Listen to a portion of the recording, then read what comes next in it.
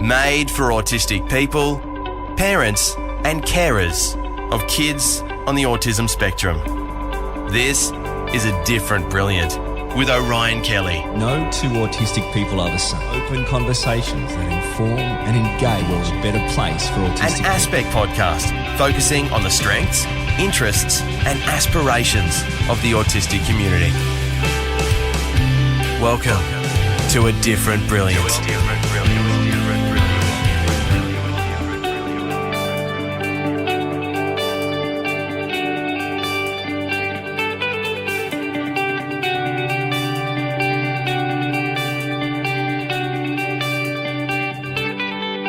Welcome and thank you so much for listening to A Different Brilliant. I'm your host, Orion Kelly, and I'm autistic. My purpose is to inspire, inform and entertain you through focusing on the strengths, interests and aspirations of the autistic community. A Different Brilliant with Orion Kelly.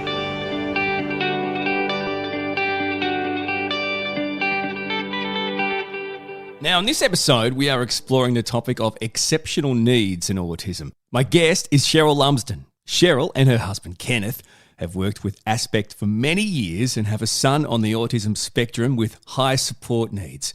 Cheryl, thank you for joining me. Thanks so much for having us. Lovely to be here. Let's start by introducing your son. So I'd love you to tell us a bit about your autistic son, Callum, his strengths and his interests. Let's get to know him. All right. So Callum is 20 years old. He's actually a twin. So he has a twin brother and he's the youngest of 4 children. He is a typical 20-year-old. He loves to stir the pot. He likes to torment his brother. He likes to mimic people. He likes to laugh. He's very social. He likes to interact with people. He has an amazing attention to detail. He sees finite detail that we don't necessarily see in things, which makes his ability to do puzzles quite amazing because he also has quite a good spatial awareness. He doesn't do a puzzle by looking at colours or anything, he just does it purely by shapes, and he does it quite amazingly quickly. It's just quite incredible to watch. He's also very structured and routine in the way he approaches his world. So every day is a little bit like Groundhog Day here in the Lumsden household. We go through the same rituals and the same routine. But that's very comforting to Callum and allows him to then function throughout his day, because if he doesn't do that, then things go a little bit pear-shaped for him. But those routines and structures also make him a really fantastic worker where he's working. He's really structured, he's very routine orientated. So he just plows through his work because he is very repetitive and routine. So that strength is actually quite a benefit in the role he does. He's also really keen to learn. He's always wanting to do what everybody else does. He just wants to do the same thing as his twin does. I mean, I've come home today and he's decided he's done a load of washing for me and he's hung it out independently on the line. So that was a real good bonus to come home to. But he's really keen to do things for himself and to show what he can do, to showcase his talents. So he's an amazing young man. He's very talented, but off the back of that, we have a few challenges. But yeah, he's a delight. Well, Callum, you one up on me, my friend. I'm a married man and I've never hung out washing before in my life. Now, that's a joke. But that's a joke. Good on you, my friend. Well done. Well done. He's very domesticated, which is great. No, that's fantastic. And I think just by listening, number one, I want to point out, this is why I think this conversation is so important, because you can't just judge someone by one factor in their life. And the fact that he has what, in a podcast I did with Trevor, who works for Aspect, he talked about savant-like skills. Look, I think we could probably place the puzzle stuff into the savant-like skills category. And I think in addition to that, it just shows that someone can have such incredible skills, but then on the cover, you might just say, well, that would never be possible.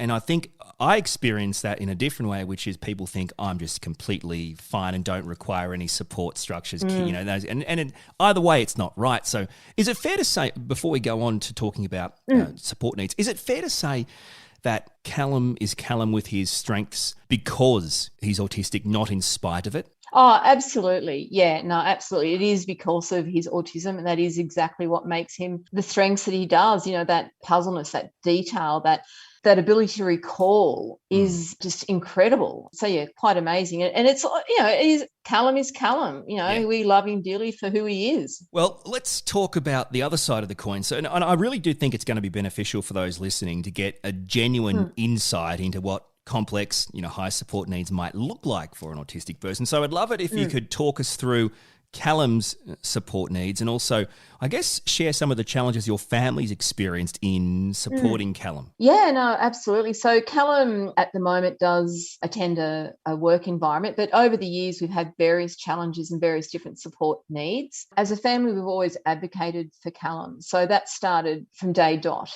trying for him to be the best he could be and in whatever setting that was that we found him in. So over the last 20 years, we've had various settings he's been located in, from school environments through to his current employment environment. And based on those different settings has been different challenges. The first time we actually met Tom Tutton was when I had to call him into our local school because Callum was in a support unit there. And the school just couldn't cope with Callum. So Tom introduced some supports there for us. And then it became quite evident that wasn't the appropriate setting.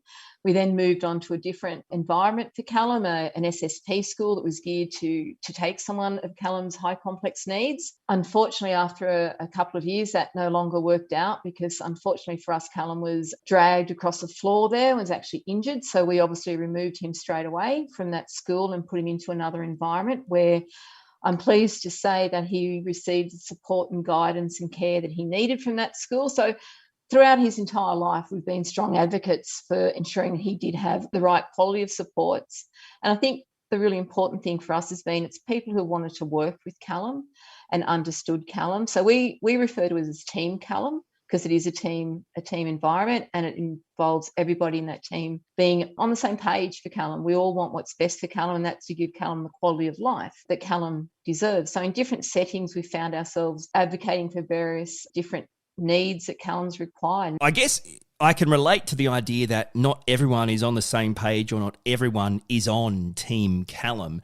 But from your point of view, for those that don't actually even have the experience or the insight, aside from the clear family challenges, how do you see the core support needs or the core complexities of providing the quality of life you want for Callum on a daily basis? For people to get this kind of insight, it seems like it's an individual thing, it's a day-by-day thing, but more importantly, it's a team effort. It's definitely a team effort. So we're very fortunate that we have support workers who's come in and help with Callum, and that's what actually enables Callum to actually function in the community because he does require 2-on-1 because of his high level of support.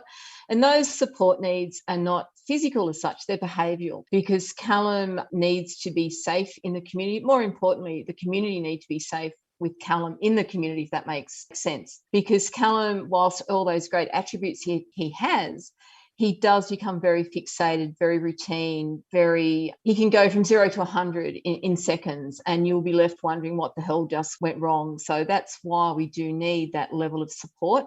In the work environment, Callum is the only person that's actually taken in with that high level of support need. And that's only been due to the fact that we were able to provide the 2-on-1 support for him. And it's getting those 2-on-1 support workers who also have the same vision and have the skills that we need. So we're after people who are able to really relate to Callum as an individual, but are also not intimidated by Callum and also will see past the behaviours because invariably on a day-to-day or a couple of times in the week, there will be a behavioural episode. Unfortunately, and it is part and parcel of his behaviours, he will lash out at people. And that's just because he becomes overwhelmed. And it's not necessarily at an individual. It's just, unfortunately, you're in the wrong place at the wrong time. Yeah. Callum, despite being a big boy, is very nimble. And so he just becomes quite overwhelmed with the world around him and he'll have a meltdown and he'll lash out. So we've been very fortunate that we've got carers at the moment, and it's taken us a number of years to get here. We've been through a number of different agencies, and it's no reflection on the agencies in any way, shape or form, but not everyone is able to deal with the high demands of challenging children like Callum. It does really take some unique individuals because they're the individuals who are prepared to get hit. They're the ones who get bitten. They're the ones who get kicked. Yeah. And they're the ones who come back tomorrow or even after that incident. They see through that incident and they see beyond the behaviours. They see Callum. And that's what's been really important for us, is for all the people who are engaged with us, that they see Callum for Callum. They see beyond the behaviours. Yes, they happen, but that's not what defines him. So when those instances do occur, and as I said, they do occur, but our carers are back on, they're back into it, they see past it, they have a laugh, we have a chuckle, a bit of a debrief. We're fortunate that our behaviour therapists will debrief with our workers, they write incident reports, they work through what could or couldn't have been done differently, that type of thing. And so that's what then enables us to get him out and about in the community and actually give him that quality of life that we want for him, because we want him to work like every other member of our family. And he wants to. I mean, he loves going to work. He really enjoys it. The recent floods have been a bit of a pain because he couldn't get to work. And it's trying to explain to him that you're not going to work today because it's raining. So sort of getting that through to him, and that you'll be back again on Thursday, because he so enjoys going. And they love having him. There were a few initial reservations to having someone of Callum's high needs, but we worked through that with the ADE that he's at. And they were really keen to give it a shot as well, because normally someone like Callum would go into a living skills program.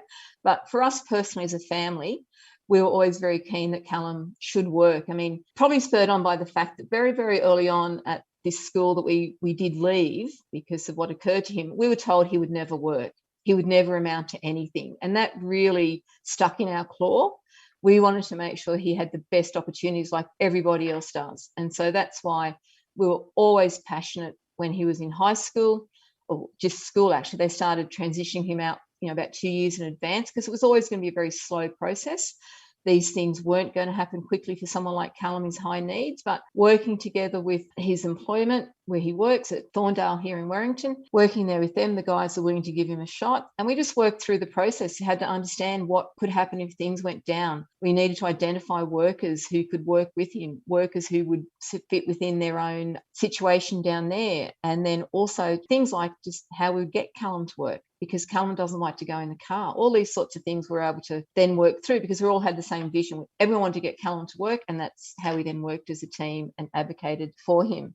I want you to finish, but this is exactly why this conversation is so important, this honesty that we're hearing. Keep going. We went down there and we had a discussion around, Callum being part of the production line there, and he'd done work experience there through school for a number of years, which was really, really good. But there was, as I said, all these concerns about what would happen, and risk management had to be done and processes.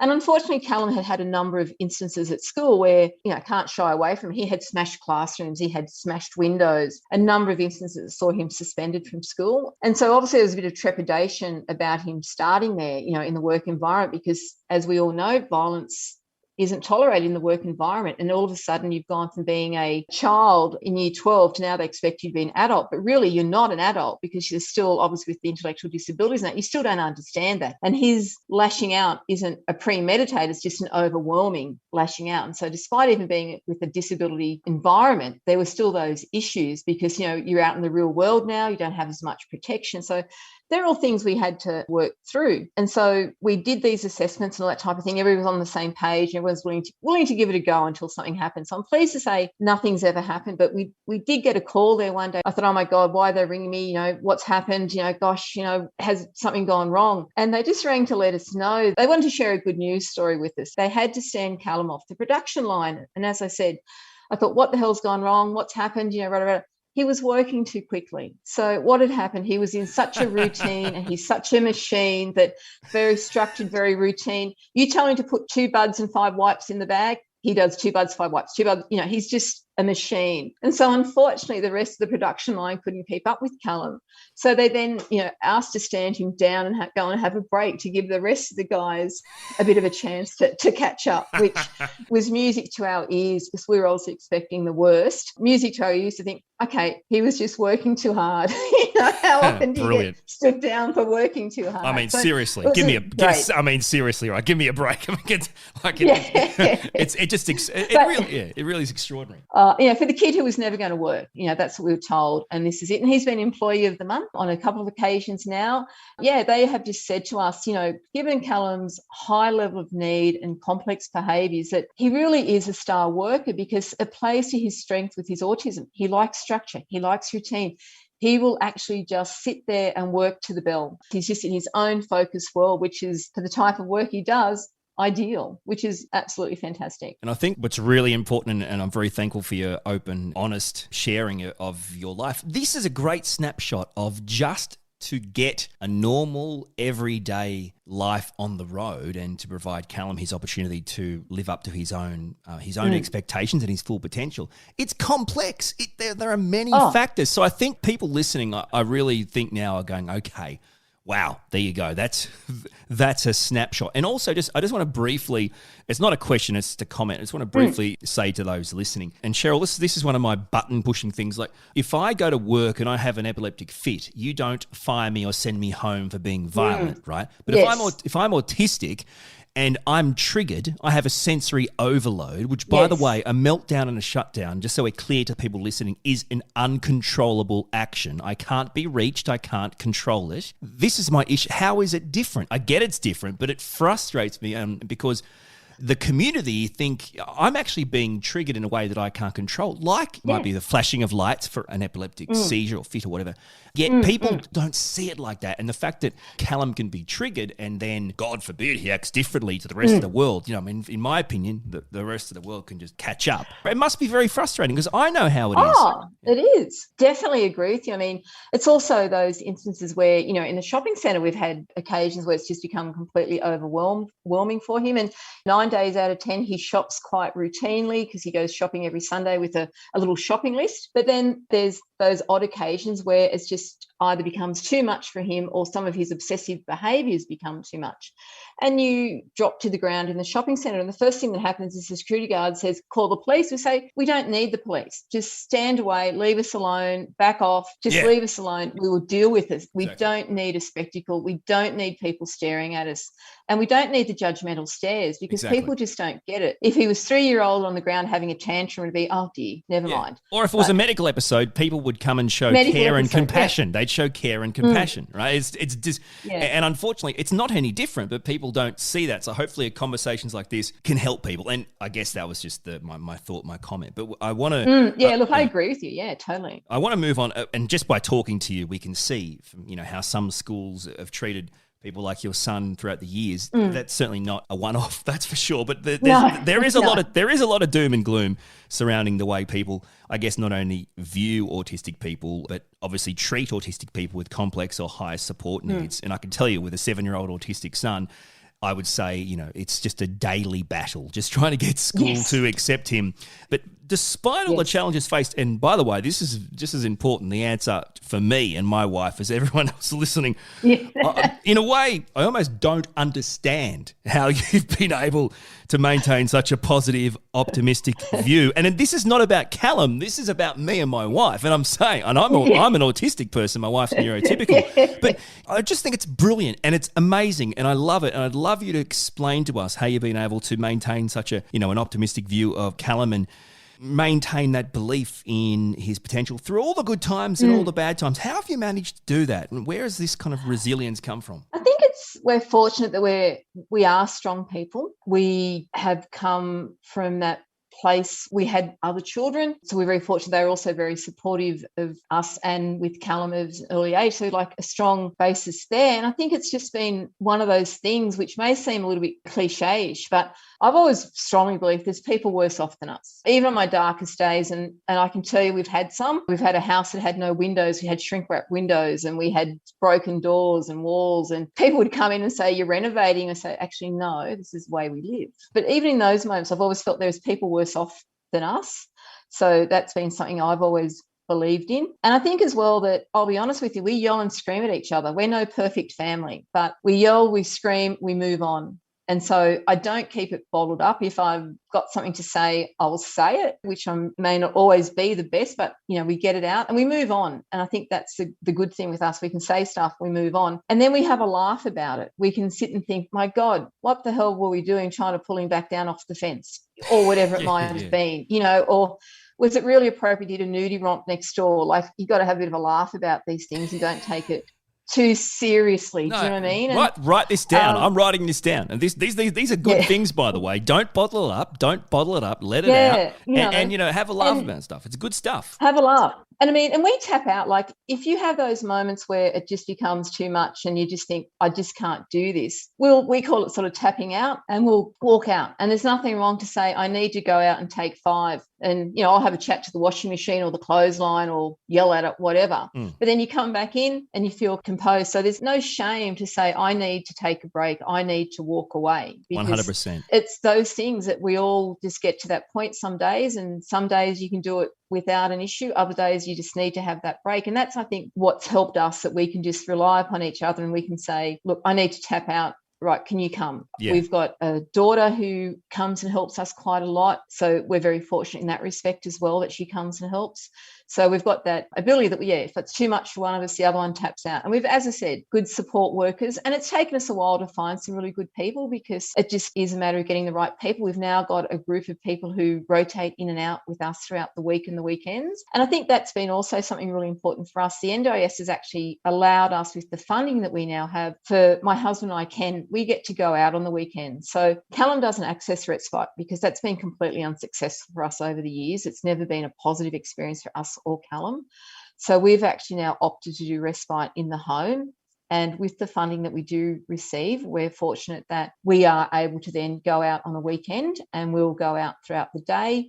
And that gives us a chance to also get away, have a break, and do some of those normal things that people do, like go and visit our grandkids, go out, have a coffee. And that's been something in the last couple of years that I think has also really benefited. And that's been as a result of the funding we were fortunate to receive. But having said that, fortunate, but we also advocated quite strongly for. Yeah. We were strong advocates. We get the plan. We don't agree with it, we go back. It's something that we sit down, we go through with a fine-tooth comb, we calculate the hours we need, all that sort of thing. And if we don't like it, we challenge it. And I think that's one thing I would really be encouraging all of the people who do listen, that you don't have to accept it. You can go back and challenge it, and that's been something we have throughout the last 20 years been really strong advocates on. We have really challenged at various levels for Callum, for his support needs, so that he can be that best he can be. And that's also then, of course, allowed us to, as I said, have those break times for him. He enjoys us going out now. It's really quite funny because he says, Mum, go out, come home, afternoon tea. He knows it will come back about the same time he has afternoon tea every day. So I think he actually really enjoys having a bit of bonding time with his carers, because what happens is,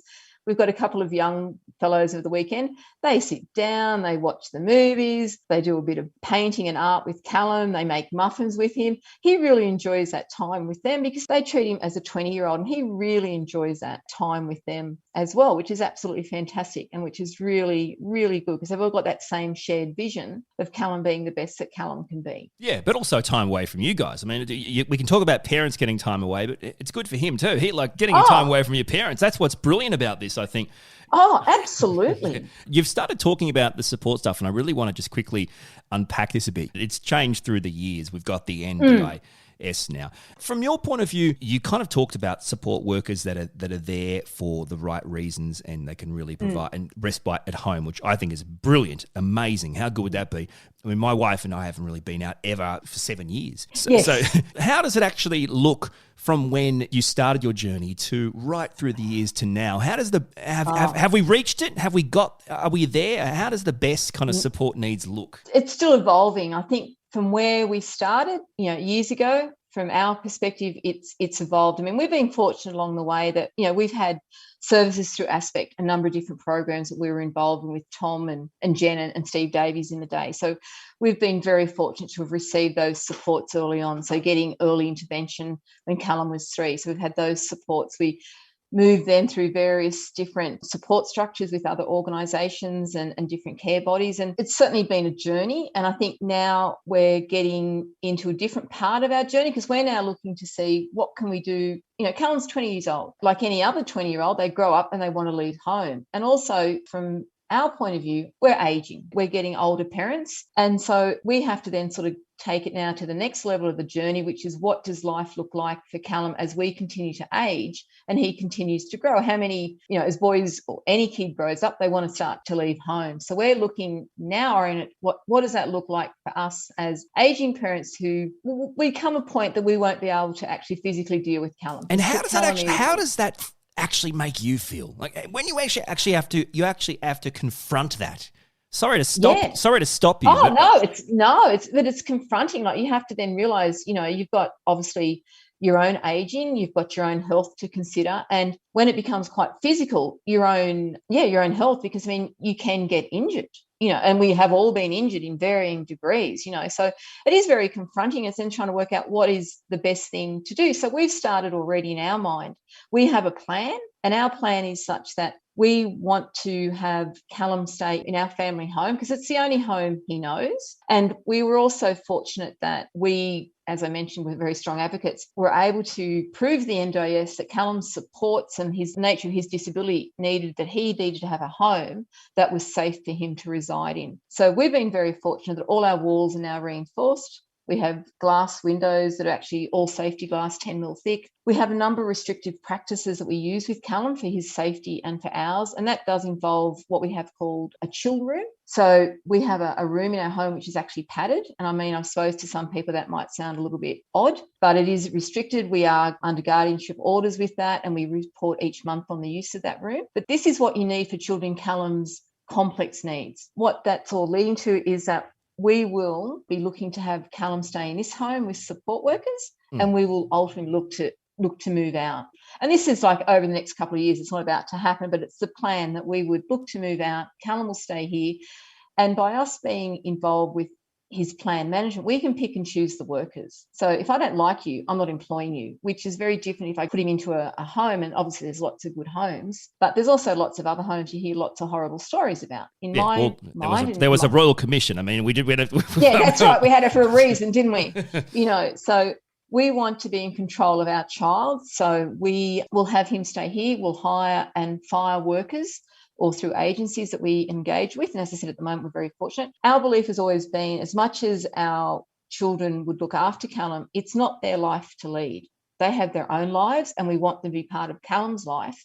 But we don't want them to put their lives on hold for Callum, if that makes sense. They're married, they have their own children, will have other children.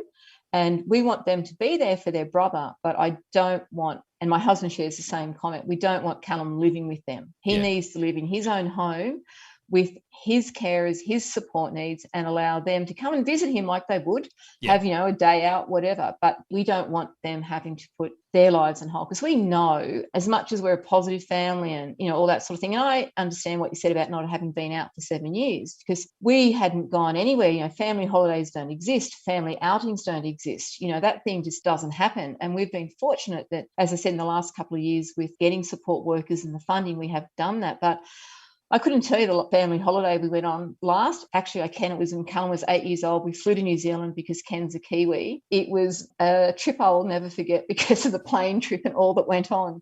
But it was the last family holiday we ever had, and he's now 20, I hear you. I'm with you. I totally understand. And I think before I ask you one more question, I really do think this is just shows the complexities that you're dealing with that I couldn't even fathom. And for your children, they're not you. Like, your children aren't supposed to be the new parents. They're not taking over a family business.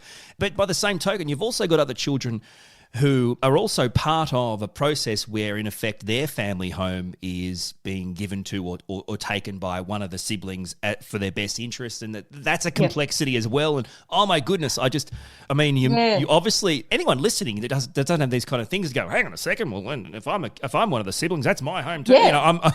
So these you obviously raised an amazing family, a supportive family, but it doesn't change the fact there'd be complexities and there'd be disagreements and issues, and I can't even fathom how you do it. And I think that's exactly why this last question is super important for those listening, because I don't even know how the things that you've gone through, you've been able to navigate, but you've clearly built up a wealth of experience raising all your children, including Callum.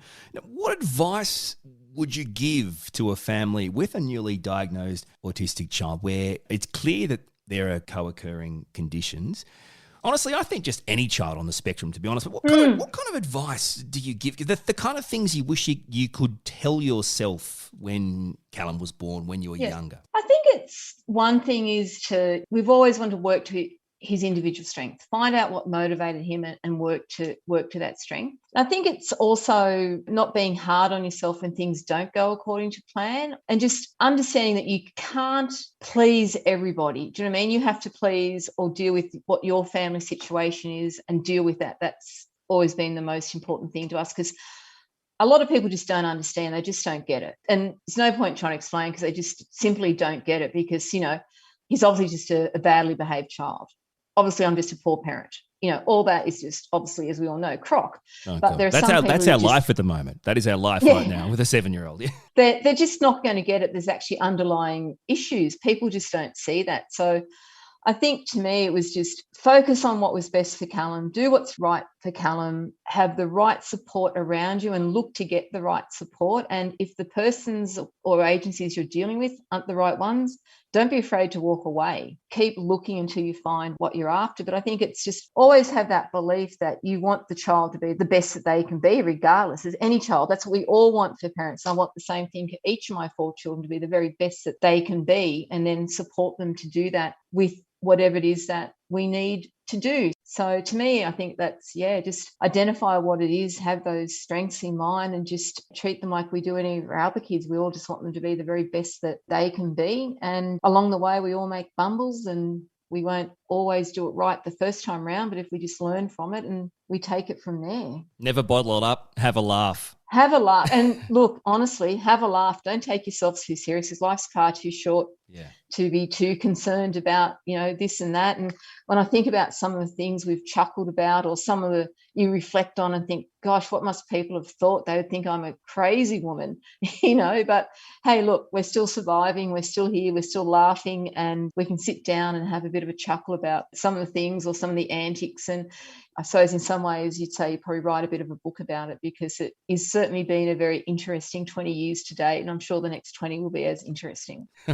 Thank you so much for being so open and honest with me. I mean, it's, for the very least, it's been great for me. Oh, no, well, look, that's sort of the way we roll. We tell it as it is. And, as much as Callum is completely amazing, we've never hid behind the fact that, he can also be completely challenging. But look, that's just one facet of him. And we look beyond that. Do you know what I mean? But Absolutely. We don't hide behind it either. No. Well, look, thanks to Callum, your other children, your husband, and of course yourself, for allowing us to have a conversation about you and your family. It's been just extraordinary, this conversation, Cheryl, and I thank you so much for it. Thanks so much, Ryan. Loved it. Thank you very much. My guest on this episode was Cheryl Lumsden. Thank you for listening to A Different Brilliant. I really do appreciate it. Now, if the episode has resonated with you, would you please consider sharing it with your family and friends so we can reach more people? And if you'd like to continue the conversation, well, you should like the Aspect page on Facebook. You're also welcome to send me a message via my website, orionkelly.com.au. A Different Brilliant is an Aspect podcast. Executive producers are Lisa Cassidy, Dr. Tom Tutton, and Julie Fenwick. I'm Orion Kelly. Thanks for listening to A Different Brilliant with Orion Kelly, an Aspect podcast on the strengths, interests, and aspirations of the autistic community. Our door is open anytime. So like the Aspect page on Facebook or visit autismspectrum.org.au. My aim, make the world a better place for autistic people.